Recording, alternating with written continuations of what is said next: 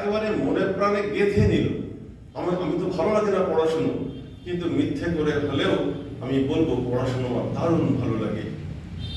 এই বলতে বলতেই দেখা যায় যে ভালোবাসা বুঝিয়ে গেছে। আর আচার্যদেব বলেছেন পড়াশুনো ভালো লাগে তাহলে পড়াশুনো করেই যাব, তার কথা মিথ্যা হতে দেব না। এমনি করেই আমাদের জীবনের যে ভুল পথ তার থেকে সরে আসতে হবে, সঠিক পথে যেতে হবে।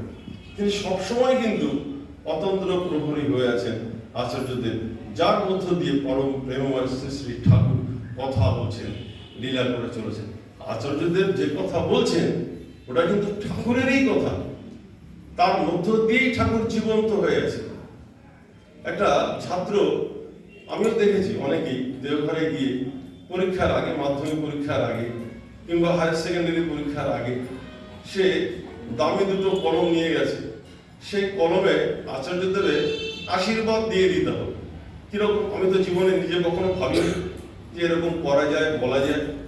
দেওঘরে গিয়ে দেখলাম ওরকম ছাত্রছাত্রীরা কলম নিয়ে ওই আচার্যদেবের কাছে দিচ্ছেন আশীর্বাদ দেওয়ার জন্য। ওই কলমে মাধ্যমিক পরীক্ষা দেবে, ওই কলমে হায়ার সেকেন্ডারি পরীক্ষা দেবে, দিলে নাকি বিরাট ভালো রেজাল্ট হবে।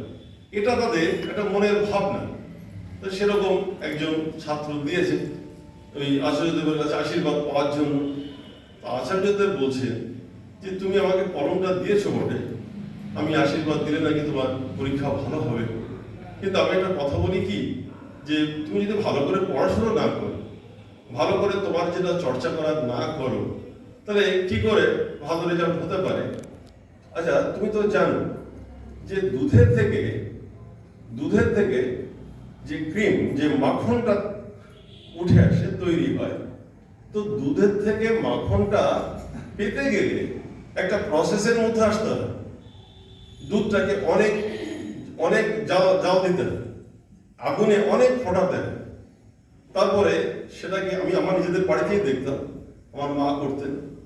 তো অনেকক্ষণ জাল দিয়ে দিয়ে সেই দুধটাকে, মানে 5-6 দিনের দুধ একসঙ্গে কালেক্ট করা, এক জায়গায় রাখা হতো।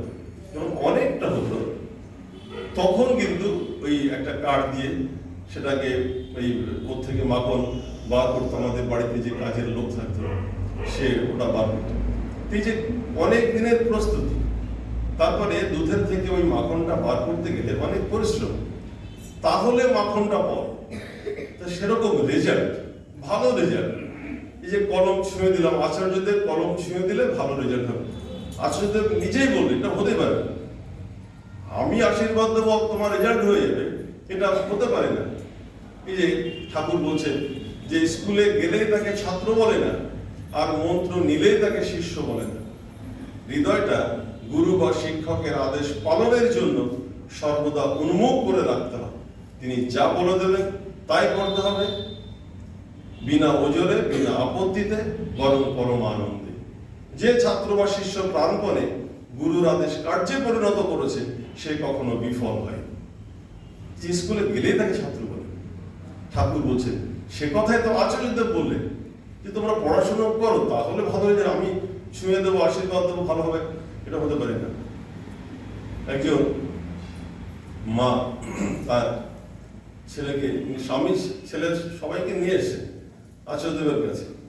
তো মাটি আচার্যদেবকে বলছে যে এই যে আমার স্বামী দেখছেন না, এ খুব নাস্তিক, খুব নাস্তিক।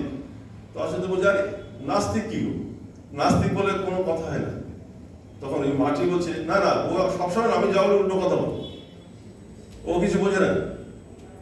তখন আচার্যদেব বলছেন যে শোনো, তুমি তো ঠাকুরের মানুষ, ঠাকুরকে নিয়ে চলো, তুমি তোমার স্বামীকে ততটুকুই বলবে যতটুকু সে বুঝতে পারে, ততটুকু বলবে, যতটুকু বুঝতে চায় ততটুকু বলবে।